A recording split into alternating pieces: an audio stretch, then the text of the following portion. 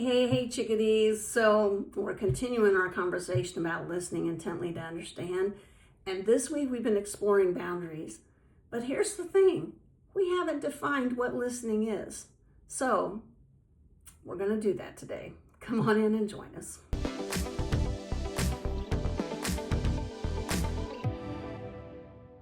All right, welcome into today's episode. So today we're going to explore what the definition of listening really is in the context of what we're talking about today, and meaning spiritually. So let's start with just a friendly little conversation with ChatGPT. I call her Nova, and see what Nova has to say about the definition. So let me wake her up. Hey, Nova. Hey, Molly. Lovely to hear your voice. What's on your mind today? Can you give me the definition of the word listening? Absolutely. Listening is the active process of receiving, constructing meaning from, and responding to spoken or nonverbal messages. It's more than just hearing. It involves paying attention and understanding the full context of what's being conveyed. Can you go into a little bit more depth about nonverbal messages, please? Of course. Nonverbal messages are all those cues we pick up beyond spoken words. Things like facial expressions, gestures, posture, eye contact, tone of voice, and even silence. They convey emotions, attitudes, and intentions, often amplifying or even contradicting the words we say. So listening fully means tuning into all of those signals. Can you help me understand what listening is in a spiritual sense? Absolutely. In a spiritual sense, listening often means opening yourself up to the quiet inner wisdom, whether that's your intuition, the universe, or a higher power. It's about being fully present, releasing judgment, and deeply attuning to the subtle messages that arise in stillness. It's listening with your whole being, heart, soul, and spirit. Great, thanks. You're so welcome. If more reflections come up or you want to explore further, I'm here for it. So, now we understand what listening is, at least according to my ChatGPT, Nova. Your ChatGPT may give you a different answer. We don't know. It's not necessarily true either. So it just is what, it's reflecting back to you what you have put into it. So just, to be clear about AI. So AI is not a creator, it is an enhancer. So we're actually right now creating the rules of engagement with AI at my company. So for my day job. So let's explore this idea of listening and what it is and defining it for our purposes. So what does this mean? Not just listening to other people, and also listening to ourselves and our own intuition. Honestly, for me, I find it harder to listen to my own intuition historically. In the past, I have. It's becoming clearer and clearer and clearer, and there are times now when it is by far the loudest voice in my head and the loudest voice in the room. So if you can't hear your intuition very clearly, just know there's hope for you too. But let's see what Spirit has for us today. Again, we're going to pull out of the Divine Abundance card deck by Tasha Silver. This was great. Like yesterday's cards were like if you didn't see yesterday's video, it kind of knocked me back a minute. So I was pretty taken aback by it. So our guides are saying, let's try it again and let's do it again with this topic. So we'll just see what they have.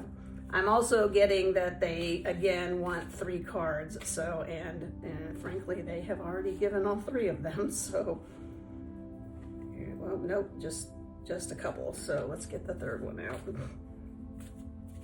So there's the 3rd one. All right. So 3 cards. Our topic is listening, and how do we define listening, and what does it mean to truly listen? So, okay, let's just see. I don't know what to expect here. So, wow. So, again, let me put up all 3 cards. I'm going to go ahead and read the little descriptions on these cards because I know they face you and they're hard for you to see on the video.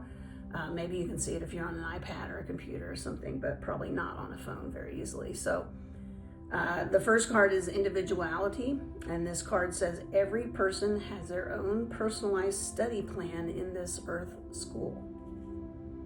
Card number 2 is gratitude. Fill me with gratitude for all you give. May I be a vehicle for you wherever I go. So that's a vehicle for spirit wherever we go. And then acceptance. So this says radical acceptance in the now opens the flow. Wow. So what I'm getting with these is that first, what we hear is going to be kind of customized in a way, I'll just say, based through our own perception. And so when we are listening to understand, especially to understand another person, right, who's trying to communicate something to us, it's really important that we are making sure that we're understanding their personalized approach, right? What they're personally trying to say to us, not what we're seeing, thinking, hearing, taking in through the screen of our own projection of what we put onto the situation. So that, because that perception, that individuality is what makes us unique, yes. And when we're seeking to understand and we're listening intently to understand, part of making sure that we get to the point of understanding is to ask some penetrating questions. And I have a very dear friend, she's been a guest on this YouTube channel, who asked me a lot of penetrating questions. And this is one of the things that she probably doesn't remember, but this is one of the things I love most about her. And it's also like one of those things where she is trying to gain understanding, and she's trying to make sure that she has a full understanding of what I'm saying. So she is listening intently to understand, and this means she's asking questions of me. Now, I'm kind of a generalist, so usually the answer 90% of the time to the question is, I don't know. Because I just don't, I guess I just don't operate on details. Maybe, I don't know, but I don't know. So that's what she gets 90% of the time from me is, I don't know. So, and I just commend her, like she is so good at trying to make sure that she understands things. And it's just one of the dearest traits about this individual. So I thought I'd share that with you. And then with regard to gratitude, just when we are looking at the definition of what it means to listen, right? It's to truly be grateful for the opportunity to even exchange that energy with that person. Many times when we're talking to someone, we are not listening at all. We're thinking about what we're going to say next. If you're like me, you're thinking about where your next meal is going to come from, and what you're going to have, and where you're going to go, or what you're going to get out of the fridge. I don't know. There you go. I don't know. I don't know. But that's when we know that we are not truly listening to begin with. It's certainly not going to understand. We're just not listening. So if we can just give thanks for the ability to have this energetic exchange with this other person, and really it puts us in a place where it helps us basically to kind of put the brakes on all that other stuff that goes on. Like, my appetite's not going to go anywhere. It never has. It's going to be there. So after I'm done talking to this person, then I can figure out what I'm going to have for lunch. I don't have to do it during the conversation. It's going to come back. And what you learn in meditation over time is that all those things that were really important that you initially interrupted your meditation to put down on a piece of paper, which I recommend if you're new to meditating, eventually the need for that just goes away, because you understand through your own experience that those things that you think are so important that you have to write them down, you begin to learn that they're going to come back. If it's important enough, it's coming back. So you can release that practice after a period of time. So we express gratitude for the opportunity not only to have an exchange with this person, but to hold them energetically in that space. Whatever it is they're communicating, what they need, where they're at, we're just energetically holding them with love and compassion. Now, remember, love and compassion have two faces to it. One face is the warm, fuzzy face, that's what I call it, and the other side is the wrathful side. So, and I love this about Buddhism. So almost like, I think all of the Buddhist deities have two sides to them. They have the compassion, the warm, fuzzy compassion side, and then they have the compassion side that's very wrathful. All of them are compassionate, but it's the cutting side of the wrathfulness that gets your attention when it needs to, and it's the loving, warm, I call it warm, fuzzy side of the deity that kind of gives you a big hug when you need it. So that's a really gross, high level look at Buddhist deities. So, and it's, don't judge me. Or judge me, I don't care. So that's gratitude. It gets us out of our head. It puts us in a place where our body's literally in a different state and we can truly listen to the other person.